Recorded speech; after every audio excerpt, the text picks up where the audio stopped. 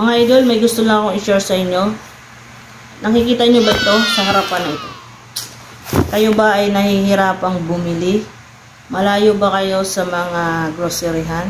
So, ito na yung chance nyo na may mabibilhan kayong mapapagkatiwalaan na siguradong makakarating sa inyo ng kumpleto at maayos. Dahil nangangailangan ako ng load internet mga idol at may expired na ang aking internet next week. So, ngayon pa lang, katapusan, first week pa lang mga idol ng month ay nag-order na po tayo para sa paghahanda na hindi tayo maubusan ng internet mga idol. Dahil alam niyo naman sa mga tayong mga OFW, yan lang ang kaligayahan natin na magkaroon tayo palagi ng wifi.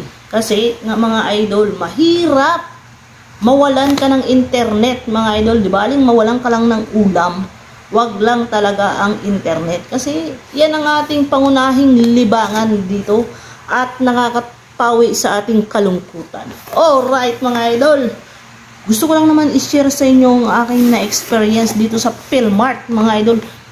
I-click nyo na ang PhilMart at may gusto kayong bilhin. Saglit lang yun. Sagutin nyo lang ang mga katanungan nilang, mga pangalan nyo, address at phone number mga idol. Yan lang ang mga details na kanilang hiningi at syempre yung inyong o-orderin kung ano ba talaga yung gusto nyo. So, ito mga idol, papakita ko sa inyo sa aking harapan na at sa inyong harapan na ang aking in-order. Ito mga idol, hindi ko to in-order. Free pa ito.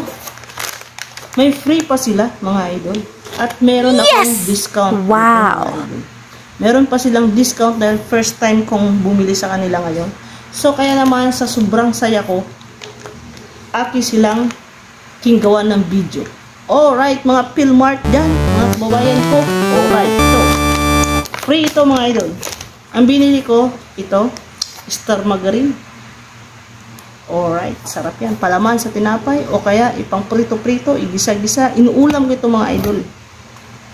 Bumili rin pala ako ng dalawang tawas. Iba-ibang flavor. Isang 20 inti at isang 35 inti. Ayun mga idol. Isang 20 inti at isang 25 inti ang presyo niya mga idol. Ilalagay ko sa paa ko. Alright? At syempre, bumili nga pala ako ng Nestle. 40 inti ito mga idol sa kanila. So, iinumin ko bago ako matulog mamaya. Siyempre para maging healthy ang ating katawan. Aba, alagaan natin yan ng gatas. Uray. 5 nga lang naman pala mga idol ang aking binili na Nestle kasi wala akong pira. Wala tayong pira mga idol masyadong. Kasi napakaliit lang ng ating budget. Alright. 5 lang yung aking binili. Siyempre next month naman, bili rin tayo ulit. Diba? At bumili tayo ng bourbon gatas mga idol. Siyempre, ang ating gatas na binili is mahigit ito 1 kilo mga idol. Mahigit ito 1 kilo. Mahigit 1 kilo ito mga idol itong gatas na binili natin. Ito na yung pinakamalaki. Pinakamalaki ito mga idol. At siyempre, ito yung mga items na binili natin, recorded sa kanila. So, bago natin to natanggap, kin-share na ito sa atin, ang price, ganyang at item na bibilhin natin or in-order natin, sinulat nila ang price, kung magkano ang per piece, gano'n. Yun mga idol.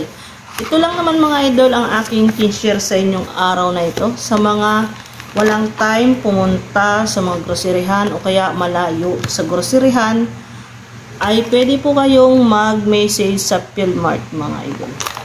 Ito. Alright? Ngayon mga idol, na-share ko na ang aking experience sa PhilMart. Okay siya. May free pa at may discount ka pa kapag first timer kang bumili. Ayun lang mga idol. And good afternoon. Bye.